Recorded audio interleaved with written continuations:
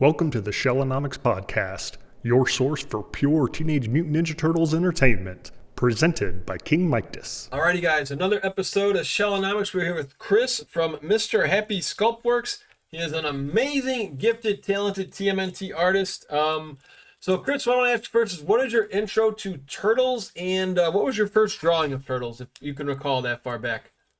So basically the intro would be my cousin.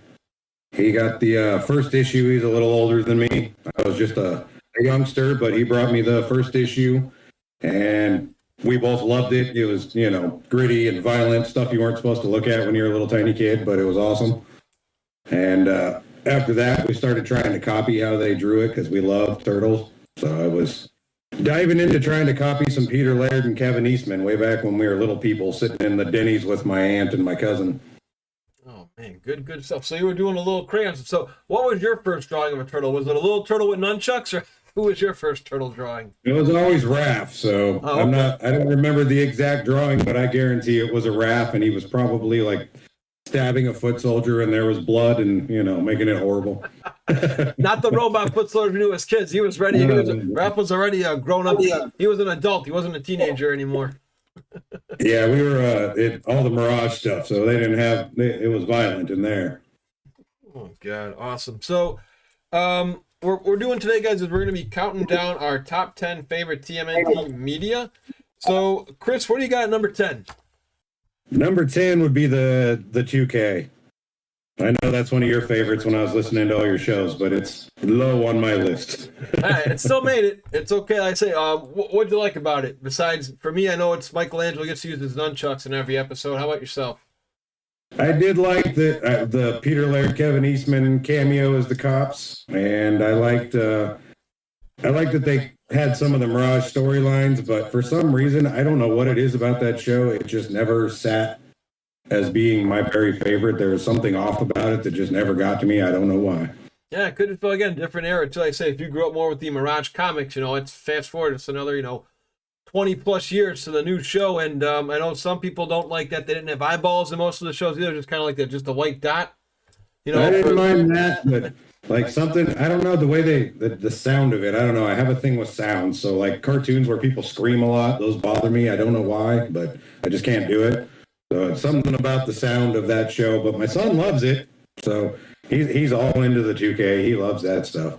Oh, there you go. Well, at least it made the list, so that means I'm guessing it trumped the base of. So for me, I've got the sneaky one. I put in "We Wish You a Turtle Christmas." I know it's horrible, but it is exactly. That's the laugh. It's just so bad, it's hilarious.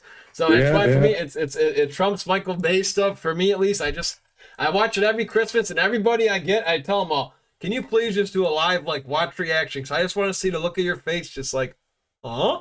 And then it just goes in a laugh because nothing makes any sense. Yeah, it's terrible, but hilarious and great. Yes, exactly. And what I like is even the Leonardo who does the Jamaican accent with "deck the halls with pepperoni," he actually says it in the ending credits. Hey guys, how'd you like my Jamaican accent? So they even make fun of it themselves. Yeah. It's like the Star Wars Christmas. That thing is horrendous. Oh, just so bad. Yeah, I agree. I think I was like, it pulls you. It's got the elevator pitch for 30 to 45 seconds, and it's got the music. You see Chewie, and then where are we going with this? Then it's gone. Exactly. Oh god. All right, Chris, what we got coming in at number 9? That would be the Nickelodeon minis that they did, and that would be. One of them was April April had the voice done by Courtney Eastman, and I love that one. I actually had her. I just saw her and Kevin not long ago, and I had her sign a April sketch that he did, since she was one of the voices of April. Oh my god, I didn't even know. That's a good trivia question. I didn't even know Courtney Eastman was a voice. I'm gonna have to. So what are those ones again? They were when they were like little kids, like those little mini there things. There were a bunch of little mini cartoons that Nickelodeon released. There was 5 or 6 of them, I think, and they were all like the one she did. They're actually in a high school, and she did the voice of April for that one. And then they've got a few other ones. They were all done by different artists and different voices, but I loved all of them. They were great. It was cool to see different takes, and they're all nice and short. So you get in, check it out, and then you're done. But having her as the voice of April, I thought was very cool. It's funny you bring that up because I just went to go see that new Looney Tunes movie. It was the first time they did the anime, the one that has Daffy and Porky. And I just recall, like you mentioned, like, sometimes that's all you need is a good 5-7 minutes. It gets to the point, you don't need to sit there for ads or anything, and you're good to go. Yep. I agree with that. For me, number 9 is I liked this one as a kid, but it just didn't age well with me. Turtles 2: Secret of the Ooze. I like the movie. It's good, but just when you watch it now, I love the Henson. What saves me is the Henson and the voice of probably Michelangelo. Still has a couple things. He's got a couple good spots. Kevin Clash the Splinter's still good, but all you gotta do for those listening now on YouTube, Spotify, or wherever you find us, I encourage you all to look up Honest Trailers Turtles 2. Have you seen that one yet? That's pretty much the movie in a nutshell, man. I haven't, but the second and third are lower on my list too, even though they stay on there just because they're childhood, but they're not high up there. Yeah, it's almost blind love. Yeah, it's like if I were to take, I guess here's actually a question for you. Would be a good one. So, you're a father and you're taking your kids to see this movie. Now you don't know this. You only are aware of the first movie Turtles, I guess we'll say, in the Mirage comics. So going in there, if you could, try to throw the blind love away, what would your honest thoughts be of this movie then? What were your kids? It's better than the third. Yeah. Yeah, I can see a lot Speaking of of the third, I mean, there's Donnie's shell and his feet back there. That's actually from the movie. Sitting behind you. So, I like it enough to own the actual shell, but yeah. Yeah, that's kind of how I felt about that. But if you do watch the Honest Trail, I'll send you a message afterwards. It's pretty much just what they even say. It's like, watch Shredder just stand around and watch his enemies and stand around again some more and some more. Yeah. And that's all he does the entire time. And they get big and drown. The end. Yeah, exactly. And he gets taken out with a rock opera. Pretty much a rock song. So, yeah, what do we got cooking at number? And for this guy, this is just film only. This is not comic related. So what we got number 8 for you? That would be Turtles 3. Okay. And makes the list just because of your childhood. I mean, there's a couple decent spots in there. It's not the worst, but yeah, I get where you're coming from. I mean, the Raph with the kids scenes, those are pretty cool. But I mean, like, they wasted Casey so badly in there, and plus the time travel. Renette's one of my favorite characters, so the fact that her scepter's there but she's not kills me. Oh, it really is her scepter. That's the one that's in the comics. Because see, I'm not a hardcore comic nutball, so I wouldn't know that. Wow. Oh yeah, and she's like my favorite female character out of everything. I have like her prototype from NECA hanging up on one of the shelves up here. I have every little minifigure and everything they've done of her. She's my favorite. But then the fact that she's not in there, but I get to see her scepter, I'm like, why? Yeah, that is a little sad that they couldn't put her in it. Wow, that would have been a perfect character to have in there too. And I agree with you on the Casey spot too, man. It's like, step back, dude. I just brought some heavy artillery, and that's it. Yeah. And then you get to see him play the other guy who's also not great. Yeah, exactly. But at least you get the toy where you can put the hockey mask on him. Yeah, a little catapult. Yeah, a little wit. All right, so for me at 8, I've got Turtles Forever. I thought that one was pretty cool. That was the one, if you saw that, with all the turtles coming together, the 03, the OGs. Just a few bones to pick with that was Michelangelo, the 1987 version, could not lift a manhole cover. I don't care if they made, they made fun of him because Peter Laird, like you said, was behind that show, and he wanted, I don't know if he wanted like payback at him, but I know him and Kevin were kind of upset. They really didn't get to have much pull and say in that cartoon, because you watch that documentary that came out early, and the guys were making on the second one, they have, turtle power. I know they say something in there where it's like, whoa, this is getting a little off. This is getting a little off course. I don't think we need this in the show, and I guess that's kind of why he made them, kind of really silly. Did you like Turtles Forever at all?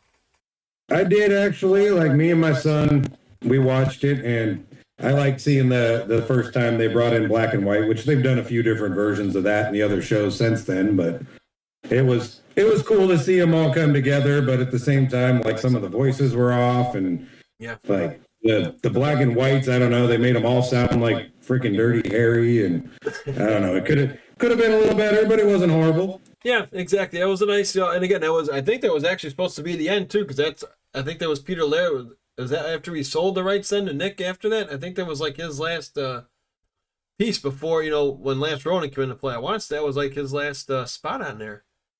I think it probably was pretty close. I can't remember the exact time frame, but that was also from the kind of with the 2K stuff. So I kind of caught on to that one late. Me and my son ran into it on DVD on a shelf somewhere. Okay. As soon as we saw black and white, we were like, all right, brought it home. Yep. Enough said. All right, lucky number 7. Secret of the Use. Okay. low down there, but still just fun. Like me and my cousin, he's not with us anymore, but we grew up going to everything turtles, owning everything turtles, chasing turtles constantly. That's why I collect, and that's why I draw, and that's why I like Crunchabungas is one of my big things because of him. Same with all my vending stuff back there. That's because of him and my mom. And so we went and saw that movie. We saw all 3 of them in the theaters together. So it's still there because of that, but still not the best. Yeah, I agree all the way. Now, if it wasn't Toka and Razor, would Bebop and Rocksteady have saved this movie at all? Would it have made it a little better? It could have helped. Definitely could have helped instead of the silly we're babies thing. That part always killed me. Like they could have done something, but they were trying to be, tone it down after the first one. They were so scared of not selling toys. But me and my cousin saw the first one opening day, and we were kids, and we were all in. You could have gave us toys for that. We'd have bought them all. Yeah, it took us until NECA, sadly, until we actually got those movie like Turtles, which is crazy to think about that. Yeah, what else can I talk about that second movie? I mean, when I watch it now, like I say, as an adult, it's just, I watch it, it's the fight scenes. I mean, God, we were, now, I guess, if we never had the first movie, this would probably be higher on both our lists. I guess that's probably the way we can say this. If we didn't know the first movie existed, maybe this one would be in the top 3 or top 4. But yeah, it can't go any higher for both of us, at least. It made the list, but yeah, it's just not that good. So for me at 7, I've got the 2012 Nickelodeon series. I like that they had a similar spot of the old theme song there. I thought that was cool. I enjoyed, because in this one at least, we do get the right crossover. We do have the OG Turtles coming back, if you saw those episodes, and we get the original voices back, which I enjoyed. Even there was a good spot there with Cam Clark's Turtle Power and Seth Green. Enough with the Turtle Power. So I kind of like that spot as well. A lot of cool cameos. I know Lewis Black was in one episode. Jesse the Body Ventura had a voice in there. Renee Jacobs, I want to say, was in there. Robbie Rist, Corey Feldman. So they paid a lot of homage to what we grew up with. The animation, I'm not the best. I still call them Gumby Turtles. They kind of remind me of Gumby and Pokey. They're going on in the background right now. Exactly. Yeah, if you put a turtle up to that, it's kind of what I always thought they looked like. I mean, I like the story, though. Plot was great. Splinter dying was a big shocker to me. I didn't expect that at all in the series. And, yeah, that's what I got. So, where we going? Number 6 now. For number 6, coming out of their shells. Yes! Thank God. Somebody else actually enjoys that. So tell people who don't know what coming out of their shells is, because there might be some fans who don't know what this is. You don't have to give us like a crazy Wikipedia fact, but just you can explain what coming out of their shells is and why it made your list and why it even passed Turtles 2. That makes me happy. It was on my list. For one thing, same thing like I said, my cousin and me, we were Turtles everything. So Pizza Hut coming out of their shells everything, and I could go into Pizza Hut and eat pizza and get Turtles at the same time. Like, that was amazing. I unfortunately didn't get to see the show in person, but I had the VHS, I had the cassette tape, I had everything. I wish I still had all of it, but yeah, we were in Pizza Hut constantly for that. And it's, Turtle singing, it's not the greatest, it's kind of terrible, but it's also just, that's happy childhood, just stupid and silly, and Shredder with a tinfoil costume that doesn't even look right. But so much fun to go to Pizza Hut and get Turtles. Yeah, and playing Turtles in Time there, too, because when you hear Pizza Power, it makes you want to listen to the rock concert some more. Just hearing that song in the arcade was like, this is awesome. So yeah, for those who don't know, coming out of their shells, just a crazy, that's undocumented, a rock concert with the Turtles. They go around the entire United States singing and dancing, and pretty much Shredder tries to take over. They actually made an appearance on the Oprah Winfrey Show, which was funny because my grandmother was a big Oprah fan. She knew I loved turtles. She's like, Michael, guess what? You got to come over. The turtles are going to be on Oprah. I'm like, what? So I watch it, and I think it still might be on YouTube somewhere. It's cringe and funny to see Oprah talk to him, but it's kind of funny with that. But, I actually enjoy, someone's going to comment and say you're nuts, but I actually enjoy the comedy more and coming out of their shells than Turtles 2. Because the Shredder in that movie is actually, if you ever watch it now where he makes fun of the kids, you probably can't do that nowadays in 2025. Brutal. Yeah, he's funny. He's like, sit in those seats. He's like, I think I saw your face on a milk carton recently. Just like, just some stuff that, these disses that we grew up with that, kids nowadays can't have. But I thought that Shredder was a great, actor. And he did a good job. And I think, for those listening now, if you ever check out Turtle Tracks, I believe Brian Van Hooker actually had that Shredder actor on one of his shows. So if you want to learn more about that, be sure to check out Turtle Tracks. Nice plug for him. So I'm with you. I like coming out of their shells. It didn't make my list, but I'm glad you actually put it on there because I was going to do like an honorable mention for it. So the Shredder actually hit on some kid's mom in there too. Yes, he does. Yes, exactly. And he's like, "Is that your sister? What? You couldn't get a date? I mean, like he just burns out these little kids." So good. Yeah, and that's like I say, and that's what the '90s were. Just good, zany, comedy and some slapstick, and I got the job done for me. I like, and plus you get. I hope I can ever get those guys on a podcast. I like, Peter Renaday passed away, but Peter Renaday, Master Splinter's voice from the OG cartoon, and Cam Clark, Leonardo are in there. So I wonder why they were in there and not the others. I always wanted to ask somebody from a podcast or whatnot why they were in it, but the others weren't, because that's what helped make it better for me, in my opinion. Well, one of them, Paulson, he probably was off doing. I don't know if Animaniacs running already by then? Oh, he was probably in Tiny Toons and probably still voicing everywhere else. And Sonic, I know he was in. I think the Sonic cartoon is a smaller character, not Sonic, but I know he was one of the lower dudes. No, you're probably right about that. That's probably why those guys couldn't make it. So I had the 2007 movie. I actually liked that. I was a little disheartened that didn't get a sequel. What was cool about that when they tried to bring this back was you had the McDonald's toys I thought were cool. Video game. Game Boy was great. The PlayStation 1 was kind of trash, but I like the story. I like they had prequel comics to this too. It was kind of getting you hyped. I don't know if you knew that, but I thought those were some decent stories. But Cowabunga Carl, it was something different. Shredder is gone. They fight the Foot. Some decent, acting in there. You had Captain America as Casey Jones. Buffy was April. I believe Patrick Stewart was the main nemesis until he became their friends. And I thought that was a good one. And Michelangelo's, again, decent comedy. And we got what I never thought we needed, or never wanted, but always needed, was that Leonardo rap fight. I just love the dialogue. It's just like, I'm better than you. And you just see them go at it. And my one friend's like, Mike, that's actually what Sizer's supposed to do, what he does in the movie when he breaks those katanas. Yeah, that's exactly what they're for. So, I enjoy that one, guys. Halfway home, what do you got, number 5? Batman versus Turtles. Yes, so that's that one. Now, why is that one on so high on your list? My first comic book was Batman, bought off the shelf in a little 5-pack discount 1980s Batman in a grocery store. Okay. But I love Batman, so finally seeing Turtles and Batman together, even though there's some parts I wish they'd switched up a little bit, but it was amazing. The fights were pretty damn hardcore for a kid's cartoon. And downstairs, hanging on my wall, I actually have an alternate version Andy Kuhn sketch that he did for the design for Baxter Stockman. And I have all the figures for that run, which was also cool when they put out the figures. That was one of the first times that a company actually did a different artist version besides Playmates or just the Kevin Eastman Peter Laird. That was kind of what kicked off. Now we've seen the Santaluco figures and we've seen Lawson figures, but those Andy Kuhn Batman figures were the first time they did kind of a different alternate artist, and it was cool.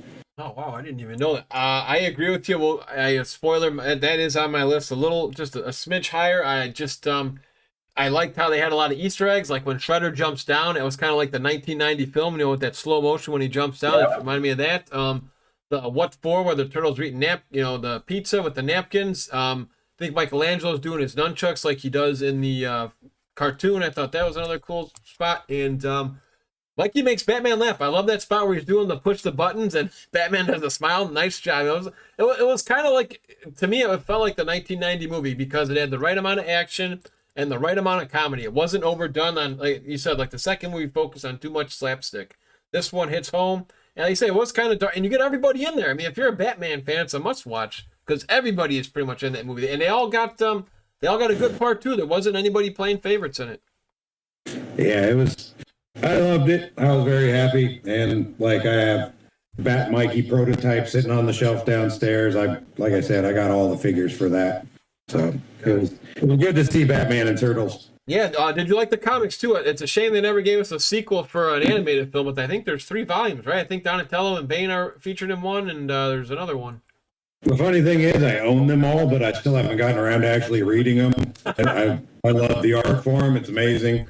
He's a great artist, but it's one of those. I've got stacks of comics. I stopped reading Turtles like right before issue 100 on the last run, and I still have the rest. I just haven't got around to reading them. I'll get there one day. Yeah, exactly. There you go. Little by little. So for me, I have TMNT 3 up here, and the reason is because me and Michelle Ivy had a talk. It's Michelangelo's movie. Mikey's my favorite turtle, and it kind of revolves around him. I like that he actually uses his nunchucks instead of the combat cold cuts.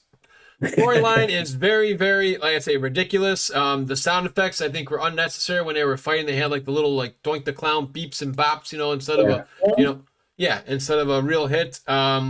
Another funny video, if you guys ever watch, I don't work for them, but the Everything Wrong with Turtles 3, I'll send you that if you haven't seen that one, because that one is kind of fun. He gives it a whole bunch of what in God's name were with these jokes. What was another one? Now, there was a couple good spots in there, and the reason I'll talk about this, because I don't think I brought it up in any of my podcasts, was we got Corey Feldman back as Donatello. Now, no disrespect to the actor in the second movie as Donnie, but Corey Feldman does make me laugh in this movie. He's got some good lines.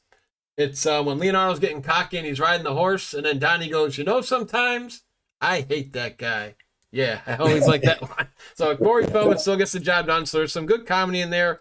Yeah, disappointing. Casey Jones was just hi, I'm here, and I'm just, he couldn't hang out with these guys in the sewer and do nothing. Yeah, it's let him at least fight Kenshin. I get if this was an animated film, they always do that, they fight and then they become buddies. Let him go at Kenshin just for at least a minute, be a quick skirmish of some sort. So, all right, March Madness is around the corner, so we're in the final 4 now. So number 4 would be the first Bay movie. And I know everyone hates the Bay movies. I'm not actually a huge fan, but those movies, a lot of turtle movies drop right around my birthday because it's always summer movies. Okay. And that came out 3 days after my birthday, and my kids all took me to see it. So right around the corner here, you can't see it, but there's Bay movie posters hanging there that are signed by the entire cast. I've got lots of Bay stuff hanging around there just because my kids took me to see it, and that makes it special to me.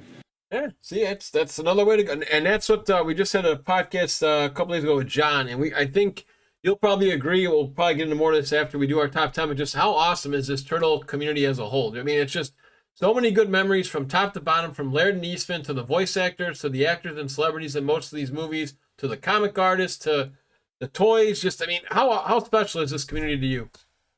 Everybody's it's all I do besides I'm pretty much a loner. I hang out at home with my wife and my kids. I don't really have any reason to go anywhere else, but other than that, I'm on Facebook and all the turtle groups, and everyone I've ever met. I mean, we did the celebration. The first one actually kicked off here in Arizona, and we went to that, and on the way there, my wife's sister passed, and when we got there and we met Judith, she heard that, and she gave my wife this huge hug, and it was supposed to be my wife's birthday party, so it was kind of a downer with all of that on the way there, and yet she gave her a huge hug, cheered her up. We got this great picture of everybody together with my wife wearing her birthday crown, and Judith is hugging her, and everyone in this community is great. I was just talking to a lady last night who is going through some stuff, and she's in one of the groups, and she was like, "Oh, I feel real ashamed that I asked for help and this and that." And I was like, "Don't do that. That's what we're all here for."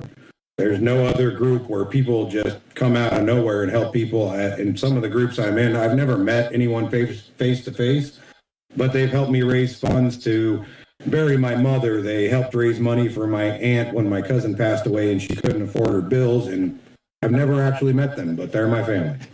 I will say about that too. I know there's some groups that we don't want to mention, but there's tons of groups out there. I was actually in a similar situation in 2021.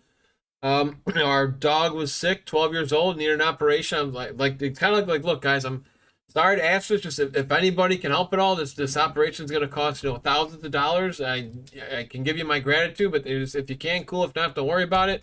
Lo and behold, people I never even knew, I got a couple bucks, and I was like, wow, this is incredible. So I've been blessed to actually pay it forward now a couple times too. When someone, like say, either an operation or unfortunate divorce or a flood, it is pretty cool to see everybody pick each other up in these groups, and we never ask for anything in return. And it's just cool to see there are kind people out there, and it's all because of Turtles that we're all united, and that's what I love about the fan base. Just you get a couple knuckleheads, but that's in every group. But I would say 99 times out of 100. If you're talking to a Turtle fan, you're going to get nothing but high energy, excitement, passion, and just good someone to network with. Yep. And if you need something, they got your back. Yeah, 1,000%.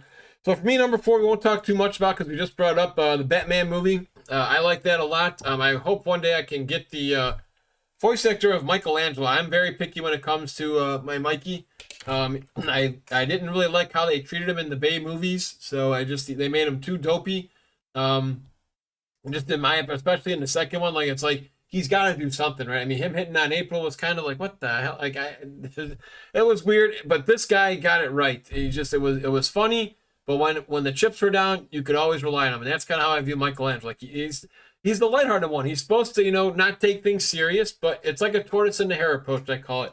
It's like he can zoom, and then he just slacks off. But if your family needs you, he's there. And I really liked how they did that. Story I thought was great.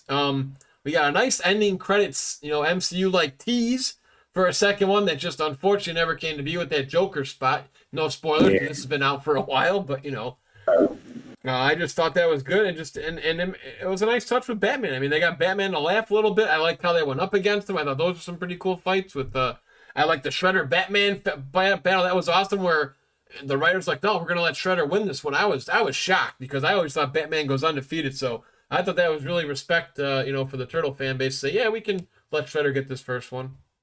Yeah, he took a whooping. All right, we're in the final 3. What do you got, number 3? The original cartoons. Okay. And that's just pure childhood right there. Like I said, starting out with comics, and then next thing I know, there's a cartoon on, and me and my cousin watching the cartoon. KB was our place to go. So we were tearing up the toy aisles in KB. Every turtle, I loved it when they had the 3 for $5 sale or whatever it was. It was always super cheap at KB. So you could go in after they'd been out for a while and hit the bin and just clear out all the toys. So that first cartoon was all childhood right there. Just happy childhood. Yeah, and it kind of turned into, I would say, the first season is almost like Turtles 1 because those first 5 episodes are a staple. David Wise did a phenomenal job writing the story. This is also number 3 for me too, guys. It's just, I'd like it to be number 1, but there's 2 things I find a little bit better. But without this cartoon, I don't know if we ever would have got different colored headbands, which have been used in almost every Turtle series now. I don't know if we would have got more of the character development, yeah, exactly. Oh God, yeah. I wouldn't be. I mean, I'd still probably be a couple pounds shy, shorter if I didn't have that pizza brainwashed in my head. Action was great in the first series, season. It does die down a little bit, but Rob Paulson and the comedic, voice actors, you could tell he had a lot of fun. Those were good. Couple cool things. I like that Leatherhead. I prefer that one over the comics. I always liked Jim Cummings with the voice of Leatherhead and that red hat. I guarantee. I always thought that was a pretty cool shot. Really not much bad to say about it. Just it did get out of hand, but that's usually when something becomes popular. It just it gets a little oversaturated. I know they were excited when they went to CBS, but you can tell the violence did jump down a big step backwards when they started doing the Saturday morning ones. It was more zanier and let me throw my side bubblegum pack, or something instead of an actual used to fighting. But I'm with you. It's without this, who knows if Turtle Mania would even exist? In my opinion, this is the thing that got everything going. If we didn't have this, we wouldn't have the video games. We wouldn't have the original movie. Comics would have still been a hit, and then that role playing game still was great. But I don't think Turtle Mania would be where it is without that one. So that'll always have a special place in my heart too. So I'm with you on that one. All right, we're at Alpha and Omega. What do you got for number 2? The 2012 show is my number 2. Oh, now how did this one climb up top? I want to hear your take on this. That makes me happy too. I like that one. Originally, when it came out, the animation kind of threw me to begin with too. But this is the show I got to watch from start to finish with my son and my kids. Mostly my son. The girls didn't care as much, but I mean, they had some turtle toys too for a little while till they went on to other things. But me and my son watched this front to back. Our first convention, we went to go meet Kevin Eastman. He dressed up as Michelangelo. Mikey, like you were saying, in this show, he's the same way. Like, he's goofy and silly, but then when everything hits the fan, he tears it up.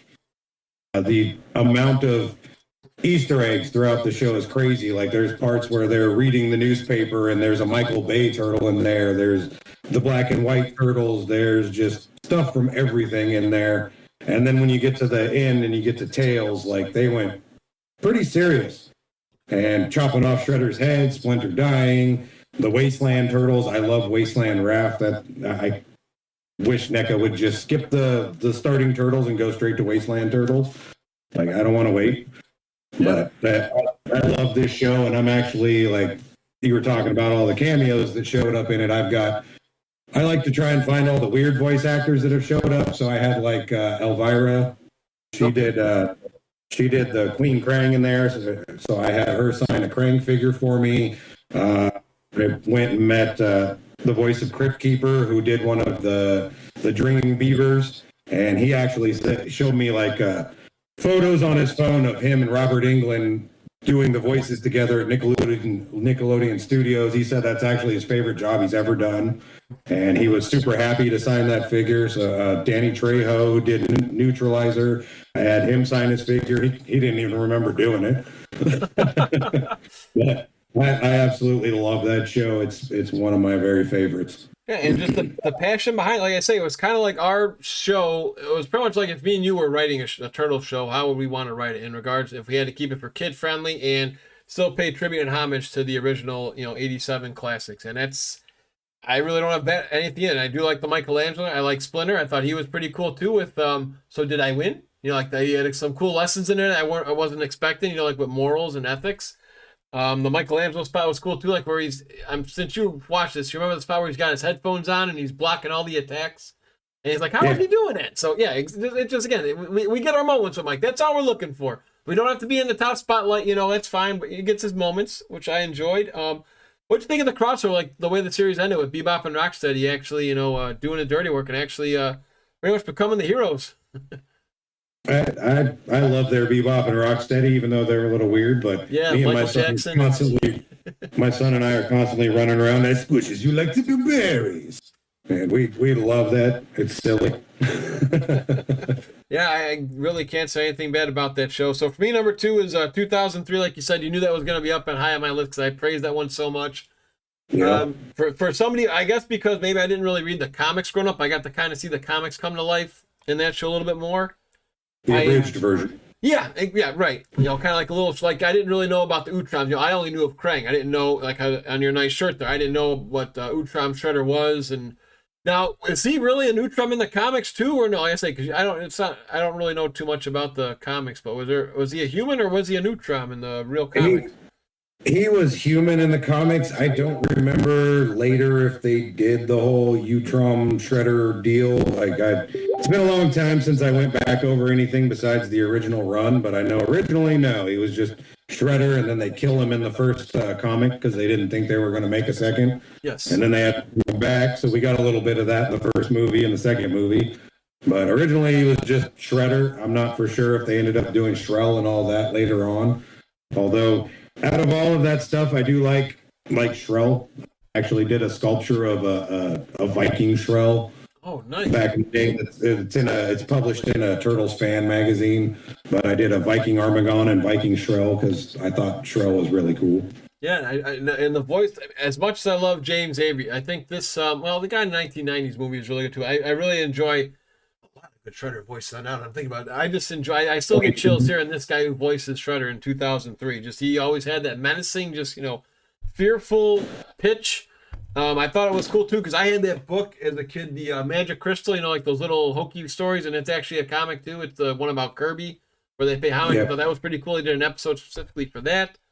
I'm actually binge watching it now. My friends are on season 3, and again, Mikey gets his moment. He's a Battle Nexus champion. Nobody saw it coming. Splinter lays down for him. He beats Raph in the the semis. I thought that was pretty cool. And it actually had a good run too. I don't recall watching Fast Forward and Back to the Sewers as much. I am with you where no disrespect to the voice actors. Yeah, that Michelangelo voice is good. He's funny, but I still like my Townsend Coleman and Greg Sipes. I think it was 2012, right? Yeah, I like Sipes as Mikey too. So, all right, number 1. I think we're probably going to be going the same way here, but feel free to say it first and why it made number 1. The original movie. That is. There's nothing better, and same thing, like I said, my cousin and me, my God, were we so hyped to go see that in the theater, and sitting down, watching my Turtles, and dark and gritty, and actually whooping people, and all the funny that's in there, too. The costumes, I'm a huge Henson fan, always have been, so there's nothing better than that movie. And then, for a long time, it's funny, you can see it on YouTube now, but there's a deleted scene where the shells pop out of the water. Mm-hmm. And for years and years and years, when I was little, before we got internet and all that, we would talk about that scene, and people would tell us we were crazy, but it was in the original commercials that aired. Yes, the trailer. It was in the Burger King trailer. That's right. I saw it all the time. Yep, and everyone told us we were nuts. It never happened, blah, blah, blah. And then a couple of years back, someone released it online, and I was like, I'm not crazy. It's right there, I tell you. And I think they felt bad for us because they do that spot in the second movie after the Shredder jumps off. They all pop up like that before they do the man look being a turtle. So maybe that was their way of saying we're sorry to all the kids who thought that was going to be in there. Yeah, I mean, if there's anything you could have changed in that movie, what would you have done? I would have just liked the director's cut release because I wanted to see, with the rap song from Partners in Crime, a letter from Shredder had Splinter abducted. I would have liked to see how they captured Splinter. I guess, just leave it to our imagination. It's a good job by Barron, but I thought it would have been kind of cool to see them, go after him. It would be if they would have. That's another thing I like about 2012 is Splinter's brutal. Yeah. He down a whooping, so it would have been cool to see like a whole horde of foot soldiers have to take him down. If they actually made him fight like that, that would have been pretty cool. Yeah. And as far as changes, though, I mean, there's the only thing I would change, and I know it makes the whole movie, but being a Raph guy, they always beat the crap out of Raph and like everything. Like, let my boy whoop people. Stop throwing him through windows and stuff. Yeah. Like, it kills me. And especially since like he's one of the toughest, so half the time he's all beat up and you don't get to watch him actually whoop people. Yeah, that's the only thing that got me. Recovering or kidnapped. Yeah, I like I said, I really don't know what I would have changed about that movie. I liked how I always brag about the Turtles lost. They feel pain. They didn't. I liked how it wasn't kid friendly. They didn't go undefeated. And that's how us. I don't know how the kids are nowadays because I know people say you participated trophies, but when I grew up, you were first, second, or third, and that's it. And the Turtles lost. They didn't. Nobody went undefeated in this movie. I always like that spot. Everybody got a significant role. Comedy is still timeless. The spots they chose were well written. Your Ninja Kick the Damn Rabbit, the fellow Chuckery, when I had Ken Scott on for a podcast. Just the good laughs there. Kevin Clash, I'm a big Muppets guy myself, so I thought that was well done. I'd like to, it's almost like a prove me wrong as to, I guess, if anybody else watched this, just comment down below as why this wouldn't be your top turtle thing. I think Chris and I would both be interested just to hear your take, because we like debates. If you got something friendly to say in the comments down below, leave us and just let us know. But I really can't change anything here. The violence was good, in my opinion. There was really, nobody's head got chopped off. They have weapons. They use them. There's nothing wrong with it, the weapon usage. It actually sits as one of my top all-time favorite movies, so it's up there with some of the best. I love it. I know there's the part where you can see the guy's face in the mouth and a few little things that are off, but I mean, the work that went into that movie and how good it is and how well it still stands up to this day. It's freaking amazing. Make another. Do it right. We're celebrating 35 years. I think there's going to be a exclusive 4K or something coming out. Maybe that will finally give us some more extra stuff. It does suck that the German release has the Steve Barron director's commentary, because I'd like to hear that someday. You also brought about deleted scenes. I did tell Ken Scott this. Did you ever see the deleted scene at April's apartment where she pulls the carpet out? I don't remember that one, but I have seen a lot of like deleted scenes, like the whole fight with Shredder while he's sitting down and the foot soldiers come after him. That I wish they would have left that in. It was really good. Yeah. And it kind of made Shredder more formidable before he even got to whooping him on the roof. Yeah, I agree. And then there's a spot where they want to pitch the Turtles as a comic, and they say far-fetched. I don't know if you saw that one or not. I'll have to send you those, because that was another deleted scene. But the one at the end where they're all sitting in the office and they're outside the window. Yeah, that one's in there. And I wish I could have got a little more of the fight scene where they had the at the farmhouse, like where they're going back and forth, like what's the significance of the blindfold? There's that little kid book we got, the final lesson. It's in there. It talks about it, but I would have liked to see that. So maybe one day, like you said, we'll get some deleted scenes or director's cut. But it's definitely number one for me. So Chris, while we still got you, let's talk a little about your artwork. So how did you actually get into wanting to draw and wanting to make your own Instagram account just specifically for Turtles and whatever floats in your head for designs? Originally, like I said, my cousin showing me that first Turtles. Like he already. He's a little older, so he had a lot of different comic books and stuff, and he was into a little bit more nerdy stuff than I was. I can't even remember how old I was really little when that came out, because I was born in 81, and I saw that, I think maybe like 86 was when he showed it to me, so I was just a tiny dude. But I was like, ooh, Turtles, and he was like showing me that they cussed and things like that. So, it's naughty for a little kid. The comic book says bad words and people get stabbed. So we were very little, and then started trying to he was drawing it. So I wanted to be like my cousin. So I started drawing it. And that's what got me into comic books. That's what got me into Turtles. That's what got me into art. That's what got me into toy collecting. That's what got me into everything. And then my mom was a huge sci-fi cartoon nerd too. So between the two of them, and my mom also did a lot of art. So did my aunt. So that's what got me into drawing. And then the Instagram, I guess I originally, that's why it's Mr. Happy Sculpt Work, was because I had stopped doing drawing because of the damage, nerve damage in my joints and my hands, and a degenerative tissue disease. So it got too painful. I used to be extremely good at pencils and inks. And then I tried sculpting, and besides softening my clay, I was able to do it by feel, because I also have kind of messed up eyes. I have really bad astigmatism, so I could feel all the textures, and it didn't hurt my hands as much as holding the pencil for hours. So I was able to start sculpting. And then I kind of moved out of that, and I was doing Turtles dioramas, because that was fun everyone started getting NECA and everyone was doing dioramas. So it was fun. I got to paint, I got to do a little sculpt, I got to build stuff. And then after that, I'm sure Jonathan House at Treasure Monster Toys. Yes. He, when he started doing the Shadow line, Dan Berger ended up doing the artwork for my character. I won one of the raffles, and he did my character Sledgehog that I created for my son, because he loves Turtles and he loves Sonic the Hedgehog. And Dan Berger had done digital, and he was discussing why he did digital, and he said it was because his hands hurt. And so that digital, he was able to do it better. And I'd always kind of shied away from digital. I kind of found it a little cheaty. But at that point, I was like, man, I got to do something. I miss art. Like it's part of your soul. So when you can't do it, it really stinks. And so I said, all right, fine. I went and I got the iPad, and I started, and I'm not amazing yet, but I'm improving each time. And I've taken on a couple little commissions, and every time I do that, even though commissions can be a pain because people want you to change stuff up and you already had it the way you thought it was cool, but then they're like, what about this? And you're like, fine. But every time I do it, I end up learning something that I didn't know how to do on the iPad before. So it pushes me to learn things. It pushes me to draw things that I usually wouldn't think of. So it's getting there, and I don't plan to stop. Once I get a little better, I'll probably upgrade to a bigger tablet and go from there. So how did you actually have your visions? Because I guess from start to finish, like let's say again, if you guys check out his Instagram, there's one with let's talk about the Ninja Turtles cereal parody artwork you have up there. So how did that one come to be? Like, do you just from start to finish? I like that one a lot. Are you talking about the Calvin and Hobbes one? Yeah.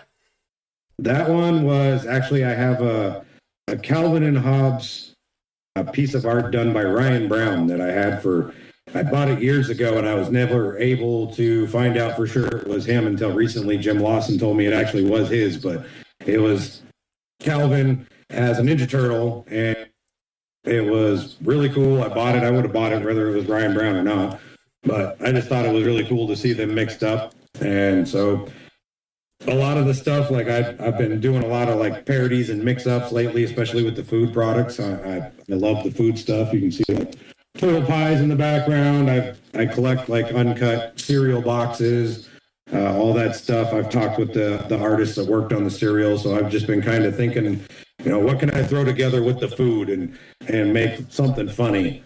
And that little Ryan Brown piece popped into my head, and I was like, hey, having them eating the cereal and wondering who ate all the marshmallows would be pretty funny. So I went with that one. And, I like that one a lot. So how did, in regards to like your drawings, it looks like a lot of people just, I don't know how to say that. I am nowhere the best I could do are stick figures. So some people like say they drew it, but it's almost just like a cut and paste like sketch. So do you ever use a guide? Like for example, let's just say there's a, let's say there's a scene from the cartoon. We'll just say it's Leonardo Leeds where he's got the sword sticking out. Like, do you use that as a guide when you're drawing, or do you just have a vision in your head of what you want and you just put it on paper?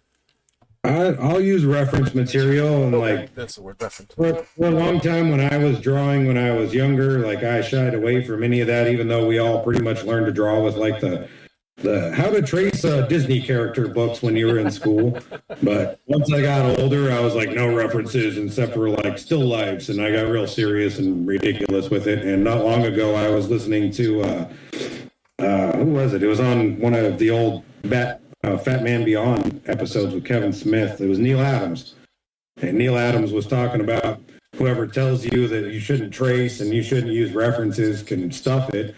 And he was talking about like even the masters, like back in the day before they had actual projectors, they had ones that the like Da Vinci and them could use that was candlelight, and it would project an image up onto a wall, and they would use that for their paintings and things like that. So I started listening to that, and I felt a little better about using references. I still try not to do any tracing. Yeah. So the closest I'll get is like if you look at the Homer Pies one that I did recently, there's a drawing of Homer like that, and I kind of sketched around just a basic outline, but I keep it loose because I don't want to be stealing somebody else's anything. So I just kind of kept it loose just to get the basic shape, and then I threw it out the window and kept just a little sketch, and then did all the line work myself and changed things up so that it's not the same, but it's still, that way you can tell it's still referencing their artwork and a homage to the cool piece that they did. And then I just kind of did my own take on top, but I try to change it up and I don't want to trace anybody's anything. Same with like the packaging wrappers in there. I'll bring them in and I'll kind of do like a rough sketch, and then I'll throw colors and kind of screw it up a little bit because I don't want it to be exactly the same. That makes sense. So I guess what would be the most challenging thing that you've encountered so far is just with your artists, work? You did mention you do commissions. I would say I'm kind of on that spot too, where it's like when I ask somebody for something, it is kind of hard because it's like you have to respect their vision. But my friends always say, Mike, no, their job is to try and get what you want on paper. You give them the idea, but the idea is, you kind of work for them in a degree where they're, hey, I'm giving you X amount of an incentive to have this for me. So I guess is that more challenging for you? Like one of the challenging aspects of doing commissions? It is, and like I said, it's kind of a love-hate thing because they'll be like, "Oh, I want this," and I'm kind of bad. Like most artists will do like the rough outline and send it to you, but I feel like it looks like crap, so I don't want to show you the rough outline. So I'll show you something that's like most of the way there, and then they're like, "I don't like that. Change this," and I'm like, "Crap." But like at the same time, like you said, yeah, like I'm working for you, so if I'm doing it for you, I'm gonna give you what you want or get as close to it as I possibly can. But like I'm kind of weird when I commission other artists. I'll give them a basic idea, and then for me personally, being an artist, I know like sometimes the most fun you can have is when you just get stupid with a piece and do something random that you're doing for yourself. So a lot of times I'll give them a basic, like I want this character, and this character doing this thing. Other than that, run wild. And that way they have the option to kind of do their own thing, take it to where they want it, but still keep it what I want. And then sometimes you get the best work that way. But if you want 1,000 changes, I'll do 1,000 changes too. And it's challenging, but like I said, every time I've done it, which hasn't been a lot yet, but it teaches me something new on the iPad because they'll want something changed that I don't know how to do yet. And then I'm like, damn, now I got to go Google how to do this and watch videos. And all right, this is how I do this and this is how I do that. And it works. It teaches me new stuff. So even though it's a little frustrating, it teaches you and eventually they're happy. So it works out. Exactly. So Chris, as we slowly start bringing this in for Lanny, where can people find you if they wanted to get in touch with you for commissions and stuff? Can you plug your Instagram again? At Mr. Happy SculptWorks. Okay. Perfect. And what are you most proud of so far in your artist just drawing career? Like, is there something that stands out, like either your own personal favorite piece that you've done, or just when like you're almost like Santa Claus sometimes? I view artists because again, it's like you're giving the gift that they want, but they just can't, seem to put down. My favorite stuff I've done, besides like back many years ago when I was doing pencil and ink, and I did a lot of really weird, cool stuff back in the day, but my favorite ones was I did when I was still sculpting. There's a Turtles art group out there that did fan books. There was a samurai book and there was a Viking book. And it was when I was still sculpting. Like I said, I did a Viking Shrell and a Viking Armagon, which nowadays, if I was to do them, they'd be much improved. But back then, I was pretty happy with how they turned out. And I liked them. And they were published, and like a bunch of fans got to buy the magazine. So that was cool just to be in there with other artists, some of which are pretty big nowadays. But back then, they were kind of just starting out. And then there was a Usagi sculpture that I did with 4 baby turtles, and that one's in the samurai book, and I still have all of those sitting downstairs on a shelf. I was pretty happy with those.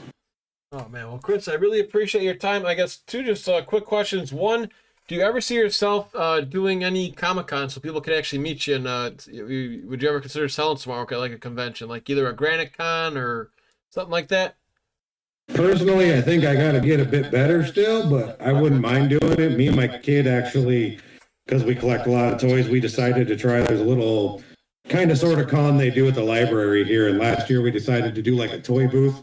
Didn't go the greatest, but we gave it a shot and figured out some things that if we ever decided to do it again, there's things we need improving on that would probably help, but I would probably do it once I feel comfortable and make some prints and things like that. Then I'd probably do it. I wouldn't mind hanging out with everybody just for fun. Yeah, that sounds like a good idea. And I guess we'll end it with this then. So what kind of advice would you give somebody who is in your line of work in regards to just doing it for fun, just artists? And how would you how can I word this? So advice to give people who are in the trenches, because as you know, you're an artist, you're going to post something on Instagram or you give the commission, and there's somebody who's just going to just, pardon my French, just beat the shit and say, this is trash. What are you doing?